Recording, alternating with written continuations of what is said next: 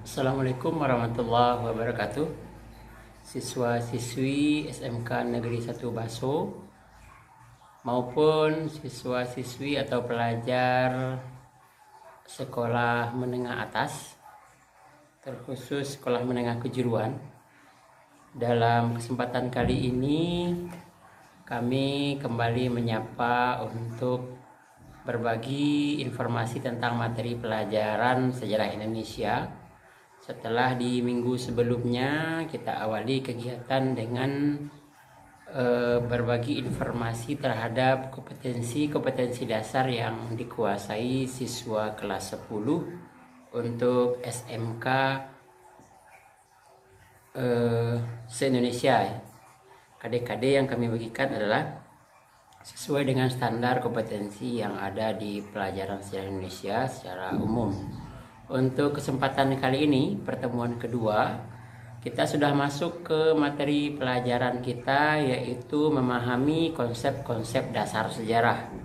Di kegiatan ini, siswa diminta memahami kompetensi dasarnya, yaitu memahami konsep dasar sejarah, berpikir kronologis, diakronik, sinkronik, ruang dan waktu, serta memahami perubahan dan keberlanjutan.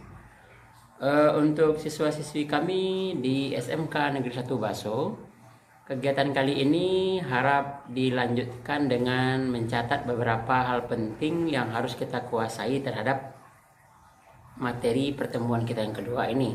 Jadi siapkan buku dan catatannya untuk bisa mencatat beberapa hal penting yang akan kami sampaikan. Yang pertama yaitu mengenai pengertian sejarah. Sejarah di berbagai daerah memiliki penyebutan atau penamaan yang berbeda-beda. Seperti dalam bahasa Yunani, sejarah itu disebut dengan historia. Yang ini juga nanti menjadi akar kata dari history atau sejarah dalam bahasa Inggris.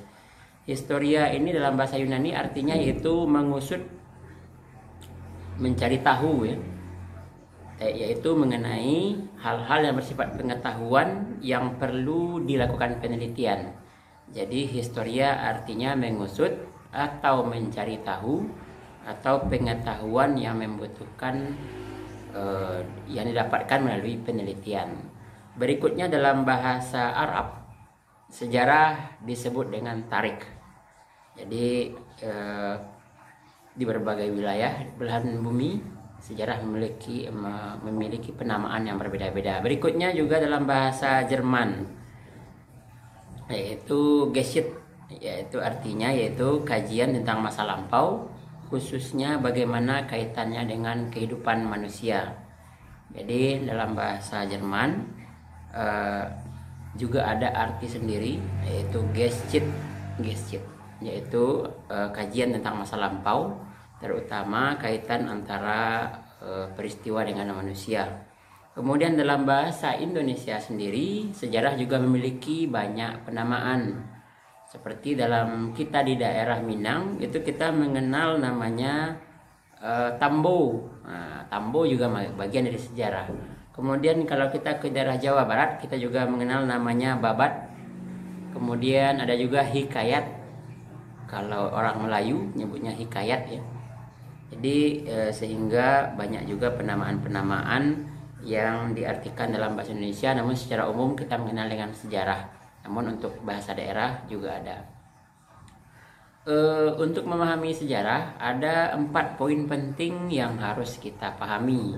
Yang pertama dalam sejarah tentu ada manusianya atau pelaku sejarahnya. Sebab inilah yang menjadi penggerak yang akan menjadi motor dari sejarah itu sendiri. Karena terlepas dari manusia maka ya pencatatan itu tidak ada ya. Jadi tidak ada kambing yang menulis sejarahnya, tidak ada ayam yang menulis sejarahnya. Jadi manusia. Poin pertama adalah manusia atau pelaku sejarah. Kemudian yang kedua ada ruangnya. Ruang itu maksudnya bukan ruangan tempat ya. Jadi ruang itu maksudnya adalah di mana terjadinya kejadian bersejarah itu bisa jadi. Jadi hal ini berkait dengan tempat, tapi bukan berupa ruangan ya, tapi disebut dengan konsep ruang atau spasial. Yang ketiga namanya waktu. Dalam pelajaran sejarah kita tidak bisa melepaskan adanya waktu. Waktu ini disebut dalam istilahnya temporal, sehingga ketika belajar sejarah kita tidak bisa terlepas dari adanya pengetahuan tentang tanggal, tahun ya. Walaupun itu bukan hal yang utama harus kita ketahui, tetapi tetap harus kita mempelajari ya. Kemudian hal yang keempat yaitu peristiwa penting. Jadi walaupun sifatnya ini relatif berjenjang ya, namun secara umum ketika kita di sejarah SMK belajar sejarah Indonesia, berarti kita belajar peristiwa penting yang terjadi di Indonesia atau mempengaruhi Indonesia. Secara pribadi mungkin kita juga punya sejarah ya, tapi mungkin tingkatannya itu lebih rendah lagi. Bisa itu sejarah keluarga ya, bisa itu sejarah pribadi, itu juga bagian dari sejarah, namun bukan menjadi bagian yang umum, karena biasanya peristiwa penting yang akan dipelajari oleh banyak orang itu adalah berkaitan dengan kehidupan orang banyak. Seperti sejarah Indonesia, seperti sejarah dunia. Sejarah dunia berarti kejadiannya berpengaruh bagi dunia. Kalau sejarah Indonesia, ini dia kita di SMK belajar sejarah Indonesia, berarti peristiwa-peristiwa yang berpengaruh bagi Indonesia. Kemudian akar kata ya, sejarah itu punya akar kata dari bahasa Arab juga. Jadi kita bangsa Indonesia, rumpun Melayu juga umumnya itu banyak keterkaitan kata-kata kita dengan bahasa Arab. Salah satunya adalah sejarah. Sejarah berasal dari kata sajaratun yang artinya pohon ya.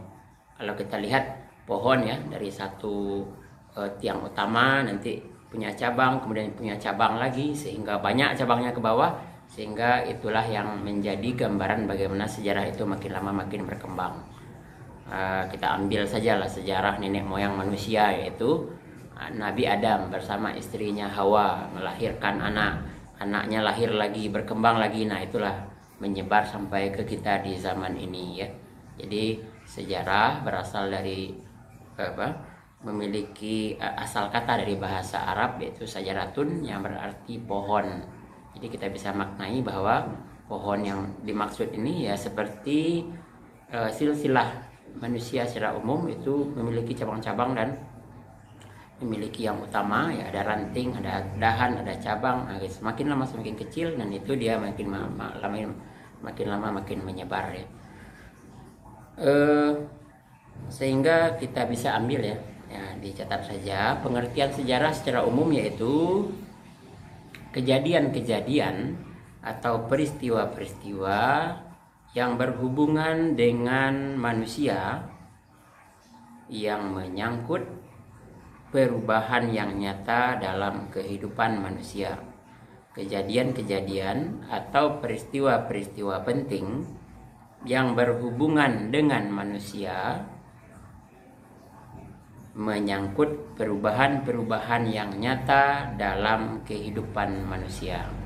Jadi itu pengertian secara umum ya. Jadi kalau ada sebuah peristiwa penting yang terjadi berakibat pada perubahan kehidupan manusia, secara umum ya, itu sudah bisa dikatakan dengan sejarah. Walaupun hal-hal kecil juga sebenarnya sejarah juga. Namun ada juga istilah prasejarah atau praaksara yang kita dengar juga. Arti praaksara atau prasejarah itu adalah secara harfiah itu artinya sebelum sejarah. Sebelum sejarah yaitu sebelum adanya pencatatan. Sejarah ini akan berkait dengan mencatat, menulis. Sehingga kalau prasejarah itu zaman sebelum adanya sejarah, yaitu zaman sebelum adanya penulisan terhadap peristiwa-peristiwa atau hal-hal penting dalam kehidupan manusia. Jadi pasti di zaman prasejarah itu tulisan belum ada karena belum ada yang menulis, sehingga angka huruf itu belum ada di zaman prasejarah atau zaman praaksara. Berikut kita lanjut ke poin pertama tadi mengenai sejarah, itu kita sudah bisa diringkas tadi ya beberapa poinnya. Yang kedua yaitu kronologi. Jadi ada beberapa istilah penting dalam sejarah. Yang pertama dari sejarah itu sendiri, ada asal katanya, ada sejarah di berbagai wilayah dunia, kemudian ada pengertian secara umum, kemudian ada yang berikut kronologi. Kronologi adalah ilmu yang mempelajari waktu sebagai sebuah kejadian. Jadi orang yang mempelajari kronologi itu orang yang mempelajari waktu atau sebuah kejadian pada waktu tertentu. Ilmu yang mempelajari waktu atau sebuah kejadian pada waktu tertentu. Biasanya kita mengenal istilah kronologi ini apabila terjadi kecelakaan ya. Jadi kronologi itu adalah urutan kejadian. Nah, dari peristiwa, dari menit ke menit, detik ke detiknya itu ya. Nah, sampai nanti bagaimana terjadinya, misalnya kecelakaan ya. Jadi mungkin kalau saksi mata melihat bagaimana. Nah, sekitar jam 8.30 dari arah Pasar Baso melaju sebuah mobil dengan kecepatan tinggi menuju arah Payakumbuh ya, misalnya. Sekitar jam 15.35, 5 menit setelah itu, atau jam jam 7.35, 5 menit setelah itu terjadi kecelakaan di depan kampus IPDN. Nah, jadi ini catatan detail-detail kejadian-kejadian itu disebut dengan kronologi ya. Kemudian untuk menganalisis sebuah peristiwa itu perlu orang yang paham tentang bagaimana untuk menganalisa kronologi peristiwa itu terjadi. Berikut kita juga mengenal istilah sinkronik dalam sejarah ya.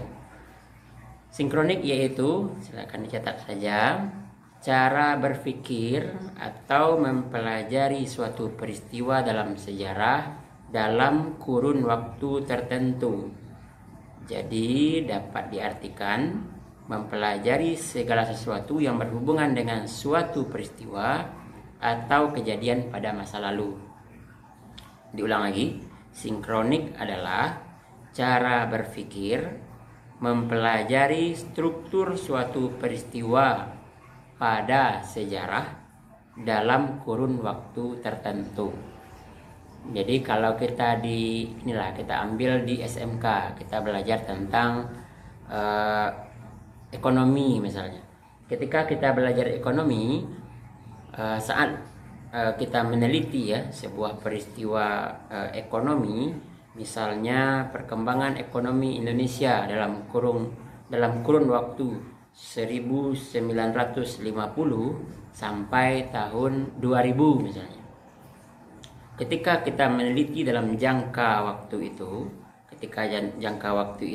kemudian kita ambil salah satunya saja, yang poin utama saja. Misalnya kita lihat Indonesia pada periode tahun 1950 saja, tidak memberi perbandingan kepada yang sebelumnya, hanya mendetail di tahun itu saja, itu namanya sinkronik ya.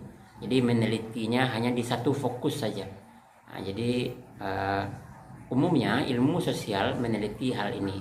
Namun nanti ketika kita pindah ke istilah berikutnya, itu istilah yang keempat, diakronik ya, yaitu penelitian yang memanjang dalam waktu namun menyempit dalam ruang. Nah, jadi memanjang dalam waktu, menyempit dalam ruang. Ketika penelitian tentang ekonomi tadi, kita misalnya melakukan pencarian informasi terhadap pertumbuhan ekonomi Indonesia tahun 1950 sampai 1970 misalnya. 20 tahun kita rentang waktunya, kita lihat bagaimana perkembangan ekonomi Indonesia, bagaimana perkembangan keadaan masyarakat Indonesia dalam rentang waktu itu. Jadi memanjang dalam waktu, kemudian dia menyempit dalam ruang. Jadi yang ditelitinya satu poin saja. Kalau yang tadi dalam sinkronik ditelitinya banyak poin di bidang ekonomi seluruhnya.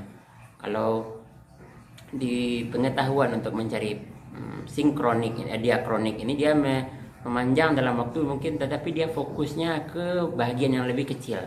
Misalnya nilai mata uang rupiah. Nah, itu saja ditelitinya dari tahun 1950 sampai 1970, 20 tahun, bagaimana nilai mata uang rupiah terhadap dolar misalnya. Maka dia telah melakukan penelitian yang bernama penelitian diakronik. Jadi umumnya ini dia, ilmu sejarah menggunakan diakronik ini, namun nanti dia bisa dikombinasi dengan usaha pemahaman sinkronik. Jadi kedua poin ini sebenarnya berkaitan, namun sedikit ada perbedaan di cara memahami permasalahan. Kalau yang sinkronik, yang ditelitinya hanya satu bahagian saja namun secara utuh. Misalnya di tahun 50 tadi ditelitinya tentang nilai mata uang rupiah, kehidupan masyarakat, penghasilan masyarakat, itu diteliti secara detail. Tapi tidak ada perbandingan ke tahun sebelum atau tahun sesudah. Berarti dia hanya melakukan penelitian yang namanya sinkronik. Tapi ketika dia meneliti salah satu poin saja, misalnya nilai mata uang, namun dalam kurun waktu yang cukup panjang atau dalam kurun waktu tertentu, itu berarti dia telah melakukan penelitian yang namanya penelitian diakronik. Berikut dalam sejarah, untuk mempermudah usaha penelitian sejarah dilakukanlah namanya periodisasi. Periodisasi ini adalah pembabakan atau pengelompokan waktu.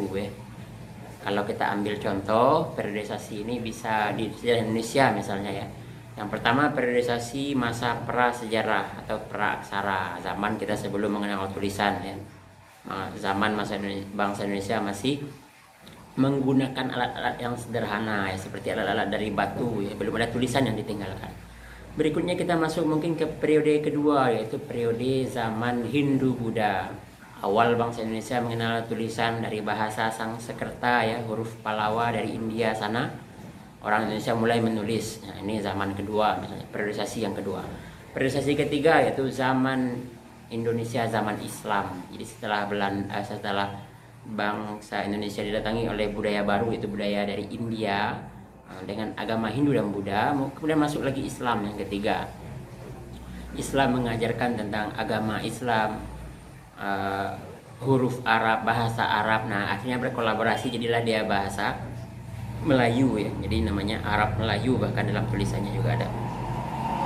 Berikut kita masuk ke periode berikutnya, yaitu periode kedatangan bangsa Eropa. Nah, mulai dikenalnya Indonesia sebagai penghasil rempah-rempah, datanglah bangsa Eropa.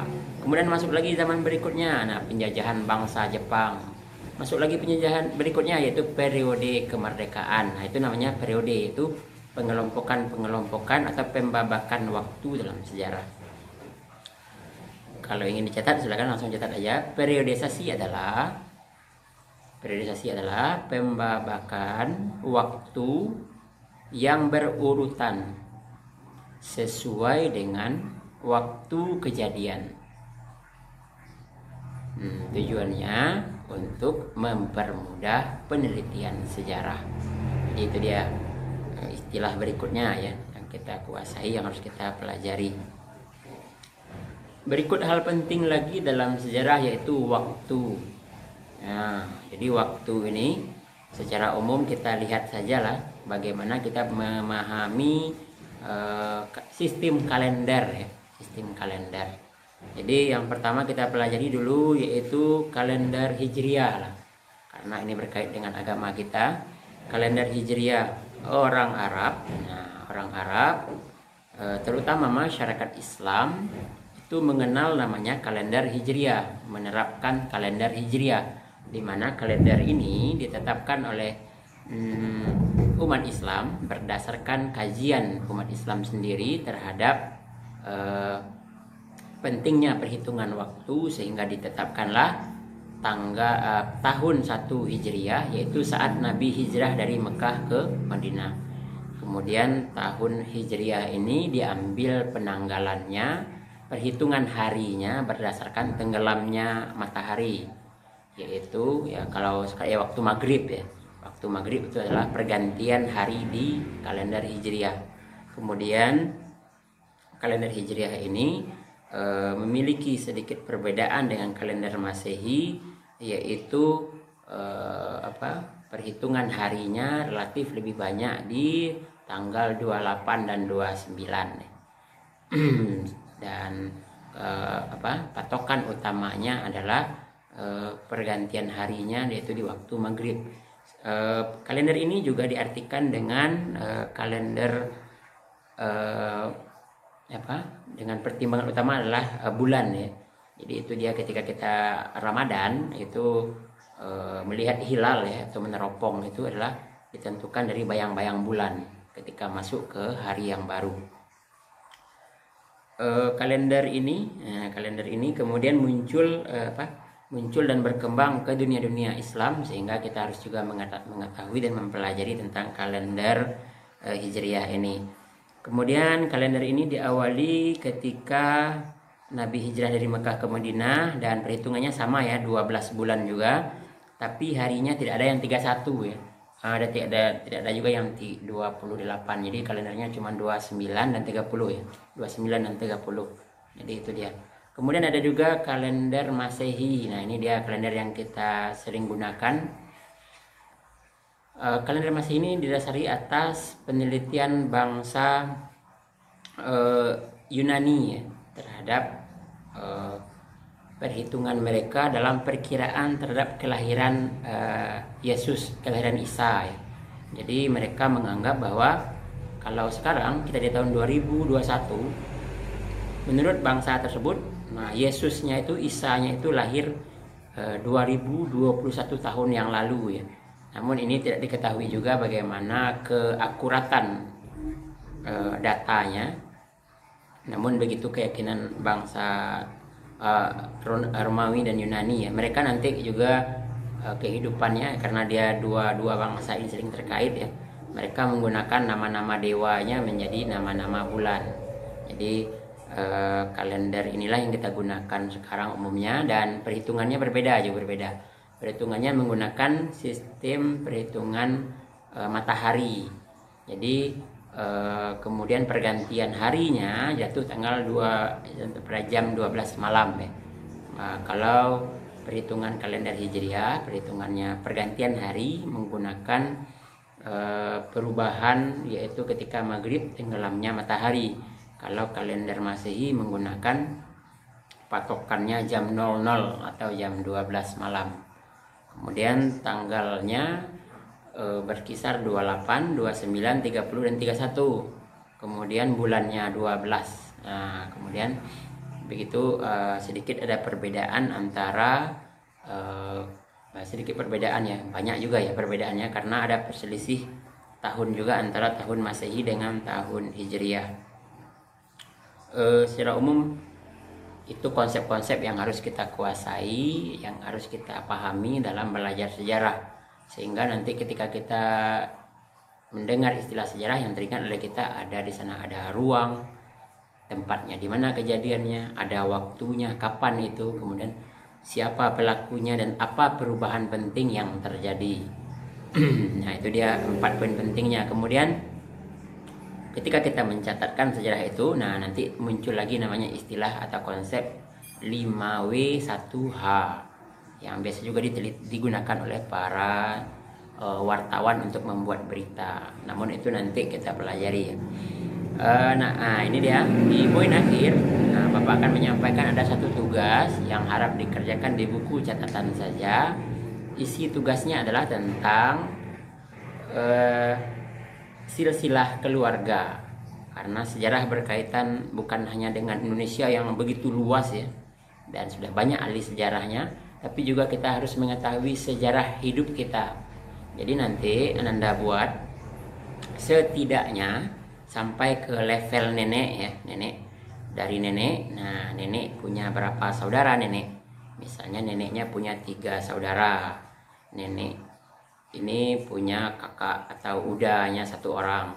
Kemudian nenek kita, kemudian adiknya. Nah, siapa ini anak dari kakek ini, kakek yang paling tua ya kalau bahasa Minangnya, kakek kita atau saudara tertua dari nenek kita, berapa orang saudaranya. Nah, anaknya berapa orang, kemudian cicitnya berapa orang. Nah, nenek kita punya anak, yaitu ibu kita, kemudian etek kita, atau ada lagi mak tua kita. Semua kita harus coba catat. Bagaimana cara mencatatnya? Boleh dari kedua belah pihak. Nah, ini dia. Ini Pak, silsilah saya dari pihak nenek, mau kok Pak. Dari pihak ibu kok, enek dari ibu kok. Kok yang sebelah kok dibuat di halaman lain, Pak, ini sejarah saya, silsilah saya dari keluarga ayah. Nah, dari keluarga ayah. Nah, ayahku punya keluarga punya saudara, punya adik, punya kakak 4 orang misalnya. Kemudian adik dan kakak beliau ini punya lagi anak, punya lagi cucu. Nah, ini kita harus juga belajar. Jadi tolong dibuat di catatannya masing-masing. Boleh satu, boleh keduanya. Kalau dibuat keduanya, manfaat utama yaitu bagi Ananda sendiri, yaitu mengenal siapa itu sepupunya, mengenal siapa kakeknya, mengenal siapa eteknya, siapa pak tuonya. Nah, semua kita sehingga saling mengenal antar keluarga. Jangan buat istilahnya saja, buat juga namanya. Jadi ada saudaranya ya, saudara sepupu yang lahir di Jakarta lah, besar di Jakarta. Kita nggak tahu, cuma panggil abang saja ya, nggak laku abang saja. Tapi buat namanya, bagaimana caranya Pak ya? Tanya sama ayahnya, tanya sama ibunya. Nanti kita tanya mungkin ada WA keluarga kan, Mak Wo, nama abang siapa Mak Wo. Nah, itu dibuat, itu direkap dah. Apa tujuannya ya? Bagi kita pribadi, manfaatnya bagi Ananda semua, bagi keluarga besar kita, sehingga kita tahu nah siapa sepupu kita, siapa adik kita, siapa kakak kita, siapa mak tuo kita. Nah, ini dia. Coba dibuat di bukunya, dan sehingga nanti kita mengetahui bagaimana keluarga kita itu terbentuk. Nah, begitu luasnya bagaimana kita menjalin hubungan baik dengan semua anggota keluarga. Mungkin demikian saja pertemuan kita pada kesempatan kali ini. Bapak tutup pertemuan ini dengan membacakan doa. Subhanakallahumma wa bihamdika astaghfirullah asyhadu an la ilaha illa anta astaghfiruka wa atubu ilaik. Assalamualaikum warahmatullahi wabarakatuh.